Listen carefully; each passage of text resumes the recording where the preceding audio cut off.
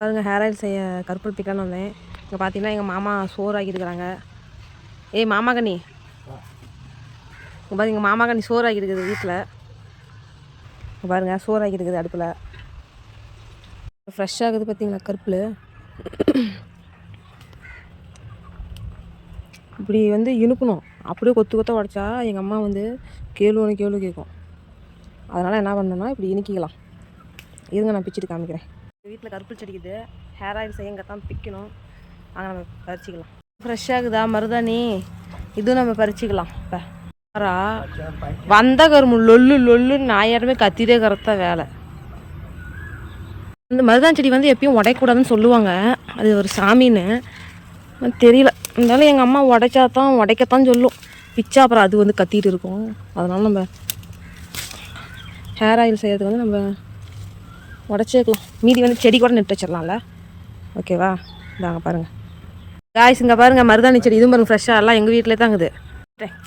மருதாணி பிச்சுறேன், இப்போ எடுத்துகிட்டு போகலாம். கத்தால தான் இல்லை, யாரும் வீட்டில் போய் ஆட்டை போட்டு வந்துடலாம். வாங்க போகலாம். அவர்களே இப்போ நம்ம வந்து திருட போகிறோம். எங்கே போகிறோம்? திருட போகிறோம் கத்தாலையே. எங்கே இருக்குதுன்னு தெரியல, வாங்க போய் பார்க்கலாம். ஹாய் காய்ஸ், இங்கே பாருங்கள் அந்த செம்பருத்திக்கிற வீட்டில் வந்து கத்தாழை இருக்குது. கேட்டு பார்க்கலாம் தராங்களா இல்லையான்னு. தரலன்னா பிடிங்கிட்டு போயிடலாம். ஒரு வீடியோ எடுத்துக்கிறேன். இப்போ ஒரு வீட்டில் காமிச்சலாம். பூ இவ்வளோ அழகாகுது, தலையில் வச்சுக்கலாம். பார்த்தீங்களா ரோஸ் ஆட்டமே இருக்குது. இங்கே பாருங்கள் இவ்வளோ அழகாகுது. கத்தாழை பிச்சுக்கிறதா?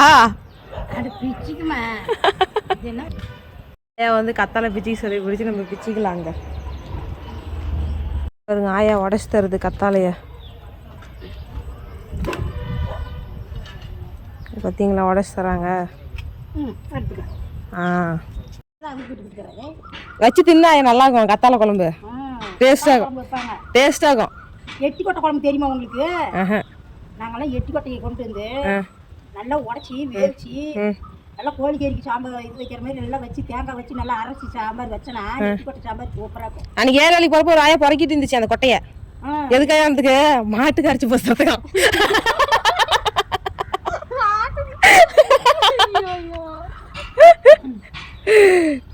பாருங்க வாங்கிட்டு அந்த ஆயாட கத்தாழை போதும்.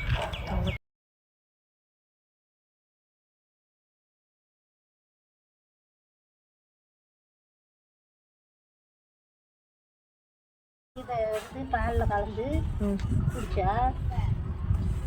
குடிச்சா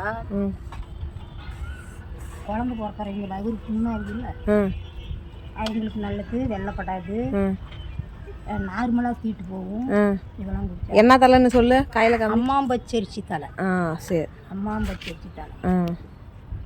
இதெல்லாம் அரி போட்ட மாதிரியே இருக்கும். பச்சை தலையவே திங்கலாம்.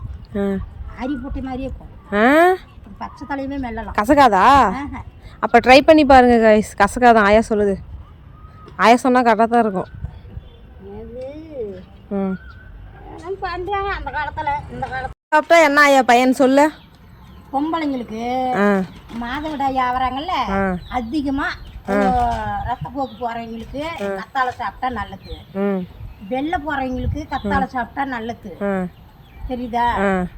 இது ரெண்டுக்கும் நல்லது. கத்தாழை நல்லா அழைச்சி விட்டு பச்சையாக எடுத்து முழுங்கி போடணும். சரி போடுறேன் நான். இதை செஞ்சு பார்ப்பாங்க. நீ வந்து ட்ரெண்ட் ஆக போகிற. உன்றது எல்லாம் ஃபோட்டோ எடுக்க வருவாங்க. அப்புறம் சுடுகாட்டில் வந்து கேளுங்க. புளிமாட்டில் எழுந்து சொல்கிறேன்.